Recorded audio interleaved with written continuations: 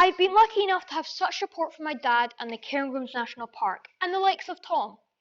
But it's fair to say there's a lack of young people involved in this type of thing.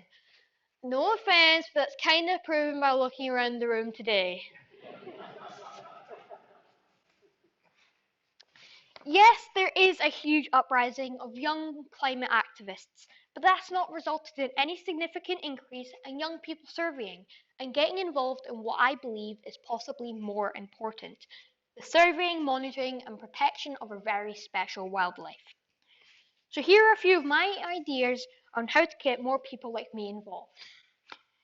Create awareness through schools and clubs, like the Scouts, encouraging young people to get involved, which when I saw the agenda for today, seems to have already started. Develop an inner city school-based trapping program,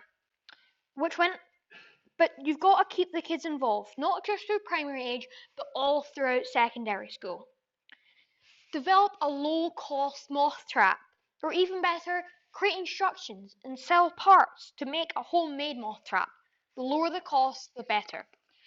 Why don't we use all those oversized Amazon boxes as the basis of the trap? If Google can make a virtual reality headset out of cardboard for £5, then surely there must be a way to create a low-cost moth trap. Combine this with the above and get kids making them as part of biology or science. Create a child-friendly section to your website, or an app. You know how us kids love apps. And make everything, and I mean everything, a competition. Sell, donate packets of butterfly and moth-friendly wildflowers for school grounds and kids' gardens. And adding on to that, have a competition between kids, regions, and schools to see who can not only create the most butterfly and moth-friendly garden, but who can also increase their butterfly moth count over a period of 12 months. Encourage schools or large eco-conscious companies to take part in the yearly moth night and gamify it with leaderboards. I already know that RBS have beehives in their grounds and wildflower areas, so how about you approach people like them for about a moth trapping program and butterfly count? Have loads of fun facts on your website, and when possible, some gruesome facts. For example, the fact that the KG has no mouthparts. Painted ladies travel thousands of miles from Africa to get to Europe and the UK, and that some moths are super poisonous, like the burnet and garden tiger.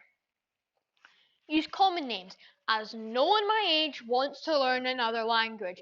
It is hard enough learning English and French at school, never mind Latin. And how about another competition? This time to name some of the moths that are yet to have common names. Maybe a rebrand or emphasize a little better that the butterfly conservation is more than just butterflies, and moths are equally important. And finally, a painted lady special. As it has been a once-in-a-10-year event this summer, how about a once-in-a-10-year membership discount for children that stays the same price for the next 10 years?